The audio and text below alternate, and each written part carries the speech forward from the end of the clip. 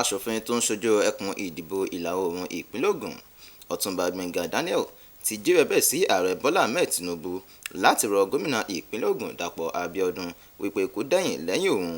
Aṣòfin náà sọ̀rọ̀ yìí nígbà tó ń bá àwọn oníròyìn sọ̀rọ̀ ní ilé rẹ̀ tó wà ní Ṣàgámù lórí ìwé ìpènísí àkíyèsí lórí kíkọ́ ilé lọ́nà tí kò tọ́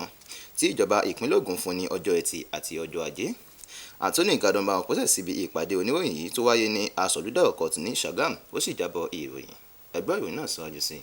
Ìpéjọ àwọn oníròyìn náà gẹ́gẹ́ bí olùrànlọ́wọ́ Ọ̀túnba Gbénga Daniel lórí ọ̀rọ̀ ìròyìn Steve Oluyide ṣe sọ ṣe pàtàkì lẹ́yìn ìwé ìpènísàkíyèsí méjì tí wọ́n lẹ̀ mọ́ dúkìá ọ̀gá rẹ̀ ìyẹn ní ọjọ́ Ẹtì ọjọ́ kẹjọ àti ọjọ́ Ajé ọjọ́ kọkànlá oṣù kẹjọ ọdún 2025 èyí tí ó wà ní òpópónà Awólọ́wọ̀ tó wà ní agboolé ìjọba ní Ṣàgámù ìyẹn ní ìjọba ìbílẹ̀ Ṣàgámù àti láti má ṣe jẹ́ kí àtúnwá ìrírí ti ilé aya Ọ̀túnba Gbénga Daniel Yèyé Olúfúnkẹ́ Daniel ní Ìjẹ̀bú Òde tí alábòójútó ìjọba ìpínlẹ̀ wó palẹ̀ ní àṣálẹ́ ọjọ́ àbámẹ́ta ní ọdún 2023. Ó ṣàfihàn ìṣe tí wọ́n kọjú rẹ̀ sí aṣòfin Gbénga Daniel àti àwọn tó súnmọ́ ní ibùgbé rẹ̀ gẹ́gẹ́ bí inúnibíni ti ìṣèjọba ó sì tún ṣèlérí láti dẹ́kun dídàwó náà ní ọ̀nà òfin. Steve Oluyide tún tọ́ka sí ohun tó lòdì síra nínú ìwé ìpènísàkíyèsí tí ìjọba fi fún ilé náà tí wọ́n kọ́ ní ọdún 21 sẹ́yìn tí wọn kò sì kọ́ ohun mìíràn mọ́. Ìrìn àjò káàkiri òpópónà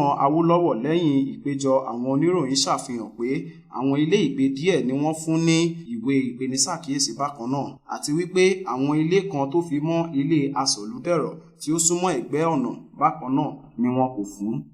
Olùrànlọ́wọ́ aṣòfin Ọ̀túnba Gbénga Daniel lórí ọ̀rọ̀ ìròyìn wá rawọ́ ẹ̀bẹ̀ sí àwọn ọmọ Nàìjíríà pàápàá jùlọ ààrẹ Bọ́lá Tinubu láti rọ gómìnà Dàpọ̀ Abíọ́dún láti tẹ̀yìn lẹ́yìn Ọ̀túnba Gbénga Daniel. Láti iléeṣẹ́ NTA Ìjẹ̀bú Òde, Gbémilékè Ọdẹ́bọ̀ ló ṣe àtúpalẹ̀ ìròyìn.